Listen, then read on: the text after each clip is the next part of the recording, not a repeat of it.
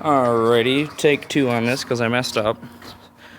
If any of you have watched, I've got a 1984 Ranger that had a 76 302 out of a Mustang, automatic C4, limited slip forward 9-inch, and was driving it and headed up to college, and all of a sudden started squealing really bad, and then it started knocking. Well, once it started squealing, turned around, headed back home to stop, and finally got the motor out and have torn it down to find out exactly what happened. Well, starters, let's go over here. I think what originally made this motor go was right here inside are these little valve seals for the valves that go up and down that create the combustion in your chamber. And here is one little chunk of plastic right here. There you go, there's a good picture of it. And that was all here in the valleys in the system.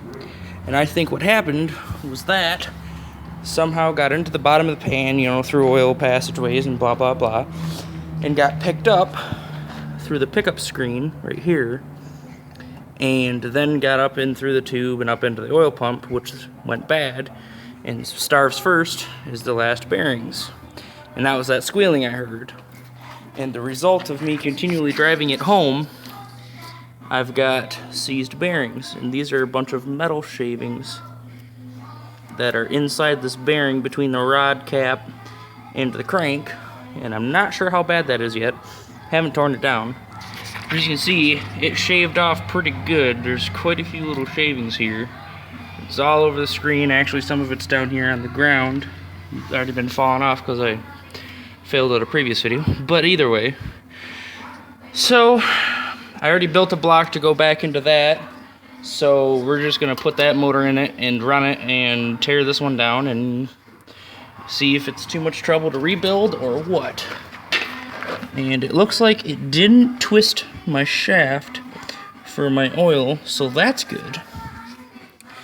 But we'll find out for sure. It may have snapped it internally, we're not sure yet.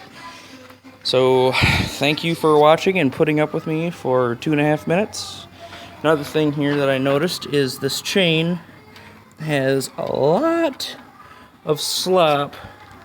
I don't know if I'll be able to reach in there and show you with this one. Either way, both sides of the gasketing, or not gasket, I was just looking at the gasket, the chain have slop either way, and usually that's not a common thing, but it's one for this motor. So the timing chain was bad anyway.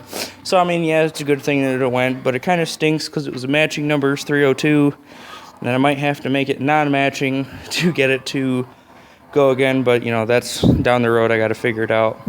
But you can tell where it got hot just by the no oil. It just burned this clean, and these are nice and oily. So not only do I have to worry about this rods and crank portion, I have to worry about this portion too.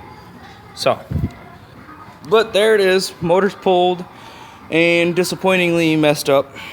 Here's a bunch of, there was some sludge to this motor. Not much, but you know, it sat for a long time, so I'm not surprised. But there's a whole bunch of shavings in there.